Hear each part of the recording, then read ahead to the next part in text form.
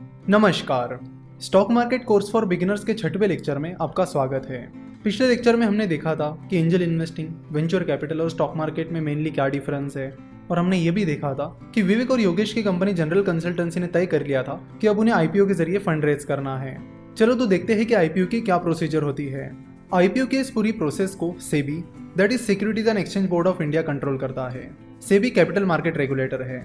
जैसे reserve bank of India, that is RBI, banks को regulate करता है, उसी तरह सेबी कैपिटल मार्केट को रेगुलेट करता है।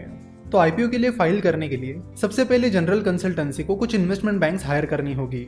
फिर ये इन्वेस्टमेंट बैंक्स जनरल कंसल्टेंसी को आईपीओ से रिलेटेड चीजों के बारे में गाइड करेंगे और साथ ही उनका डीआरएचपी भी बनाएंगे। डीआरएचपी का लॉन्ग फॉर्म होता है draft red herring prospectus. Draft red herring prospectus में कंपनी की बिजनेस हिस्ट्री होती है, फाइनेंशियल स्टेटमेंट की हिस्ट्री होती है, कंपनी के प्रोमोटर्स और मैनेजमेंट की इंफॉर्मेशन होती है, कंपनी के फ्यूचर प्लान्स के बारे में बताया जाता है और कंपनी से जुड़ी लगभग सारी चीजें ड्राफ्ट रेड हेरिंग प्रॉस्पेक्टस में होती है। तो इन्वेस्टमेंट बैंक्स कंपनी को डीआरएचपी बनाने में हेल्प करते हैं और फिर ये डीआरएचपी सेबी के पास सबमिट किया जाता है। फिर सेबी डीआरएचपी में दी गई सारी इन्फॉर्मेशन को चेक करते हैं। अगर सेबी को लगता है कि उन्हें और कुछ इन्फॉर्मेशन चाहिए तो वो वैसे कंपनी को इन्फॉर्म करते हैं। फिर कंपनी को इस इन्फॉर्मेशन को सेबी को बताना होता है। तो अगर सेबी कंपनी की डीआरएचपी और डॉक्यूमेंटेशन से सेटिस्फाई हो जाती है तो सेबी उस कंपनी को आईपीओ का अप्रूवल दे देती है। तो जनरल कंसल्टेंसी ने भी अपने आईपीओ के लिए 2-3 इन्वेस्टमेंट बैंक्स को हायर किया और अपना डीआरएचपी सेबी के पास सबमिट किया। जनरल कंसल्टेंसी का डीआरएचपी और सारी इन्फॉर्मेशन चेक करने के बाद सेबी ने जनरल कंसल्टेंसी को आईपीओ का अप्रूवल भी दे दिया, जिसके बाद जनरल कंसल्टेंसी का आईपीओ लाने का रास्ता खुला हो गया। नाउ 2 तरह के आईपीओ होते हैं, फिक्स्ड प्राइस आईपीओ और book building IPO. Fix price IPO में कंपनी शेयर के एक फिक्स प्राइस डिसाइड करती है और फिर उसी प्राइस पर लोगों को उस कंपनी के शेयर खरीदने होते हैं।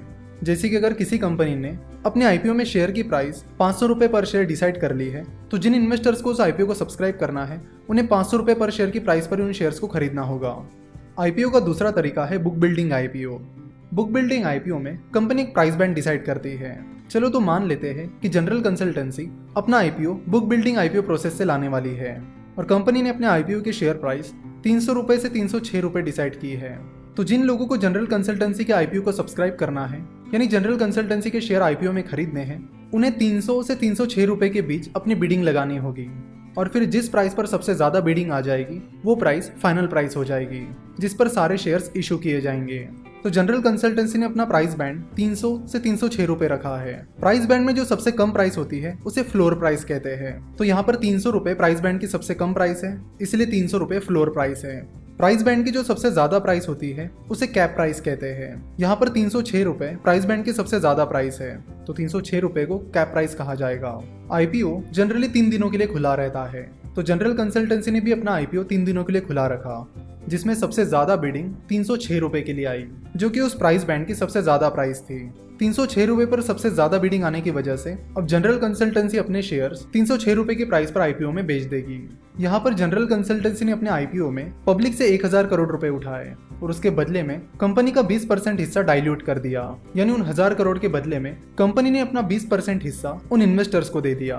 तो जिन लोगों ने कंपनी में इन्वेस्ट किया उन्हें कंपनी में हिस्सेदारी मिली और कंपनी को अपना बिजनेस बढ़ाने के लिए पैसा मिला।